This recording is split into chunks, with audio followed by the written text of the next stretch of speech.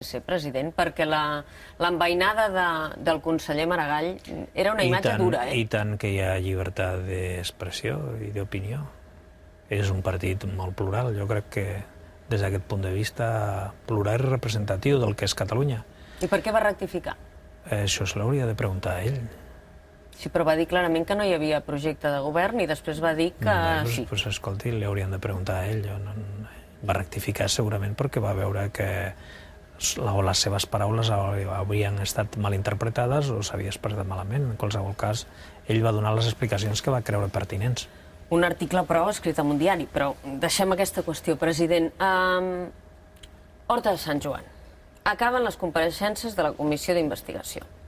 Si acaba aquesta comissió d'investigació amb la percepció que els bombers han quedat tocats, que no s'han assumit responsabilitats i que a sobre s'ha utilitzat com una arma electoral per la trista defunció de 5 bombers, amb els qui, lògicament, tenim un record des d'aquí, fracàs del Parlament, també, perquè són comissions d'investigació que al final no arriben a concretar-se amb res?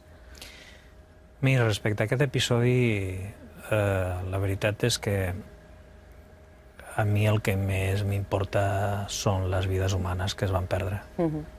Les del David, les del Ramon, les del Pau, les del Jordi, les del Jaume, o la situació en la que està encara de recuperació del Josep Pallàs. La pèrdua de vides humanes és el que no té arreglo.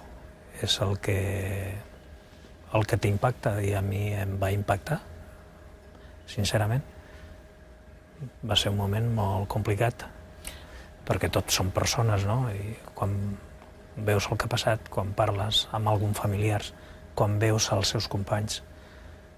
Per això he estat crític amb alguns aspectes dels treballs de la comissió, més que res de la informació que ha anat sortint, perquè em pare recrear-se sobre la tragèdia. La tragèdia i el dolor dels familiars. Però, de tota manera, president... Dit això, la comissió ha de fer ara el seu dictamen després de les compareixences, elevar-lo al ple del Parlament, suposo que, a més, amb recomanacions al govern, perquè no sempre les coses són impecables, no són impecables. No estan quan hi ha morts i pèrdua de vides humanes, les coses no poden haver-se fet impecables, malgrat la gran professionalitat dels bombers i dels seus caps. Jo per això vaig dir que esperava que la comissió pogués aportar més llum a les coses que han passat, com espero que també el sumari que hi ha obert en un jutjat ho pugui fer. I segur també per donar pautes també per millorar les coses, perquè sempre es poden millorar les coses.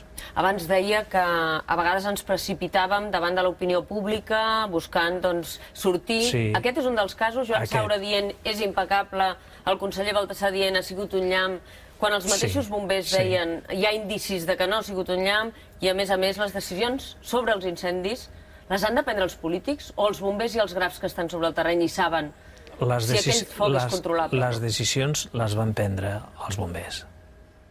Quan hi ha un incendi, les decisions les prenen els caps dels bombers, el cos. Són els que saben. Són els professionals.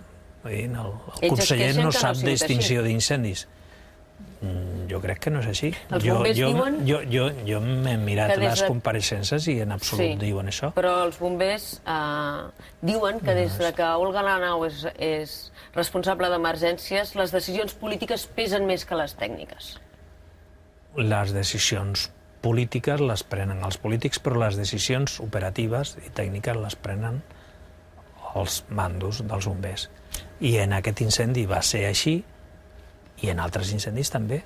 President, ha tingut... I jo, a més, crec que en línies generals que tenim uns excel·lents professionals que tenen risc, perquè un bomber té risc, vull dir, no és com un policia, també van armats, hi ha un risc. President, ha tingut mai la dimissió de Joan Saura damunt la taula? Les dimissions, si es tenen damunt de la taula, el president de la Generalitat sap el que ha de fer. L'ha tinguda o no l'ha tinguda? Miri, tots els consellers tenen el seu càrrec a disposició del president de la Generalitat, com no pot ser d'una altra manera. Però li ha presentat? No, jo no he dit això. Jo no he dit això. President... Jo he dit que tots els consellers tenen el seu càrrec a disposició d'aquells que l'han nomenat, que en aquest cas és el president de la Generalitat. Tribunal Constitucional. A veure, no em torni a dir allò de que vostè està convençut que l'Estatut és constitucional i, per tant, la ferida i la tirita... És el que penso. D'acord. És el que penso. Miri, estic convençut que és constitucional, i com estic convençut que és constitucional, què hem anat fent des de l'última vegada que ens vam veure? Fer el desplegament de l'Estatut. Correcte. Assumir competències. Sap vostè, des d'aquella entrevista, miri, Rodalies, desplegament de l'Estatut, Inspecció de Treball, desplegament de l'Estatut, lleis, les de la Sindicatura de Greuges... Però les que depenen de l'Estat, més complicades, Les que depenen de l'Estat, més complicades, però els traspassos, els més importants, assumits ja. S'ha de treballar, és el que hem fet. Desplegar l'Estatut i assumir les noves competències sobre la base del convenciment que tenim, que és constitucional. Estem convençuts que els ciutadans és el que volen que passi, però digui'm una cosa. Jo també. A l'agost farà 4 anys que tenim a l'Estatut al Constitucional, 4 anys. Vostè no creu que estaria bé que Catalunya sapigués què pensa fer el seu president si això ens ve retallat per construir aquesta unitat cívica i política que vostè diu que farem en el moment en què l'Estatut ens torni decapitat?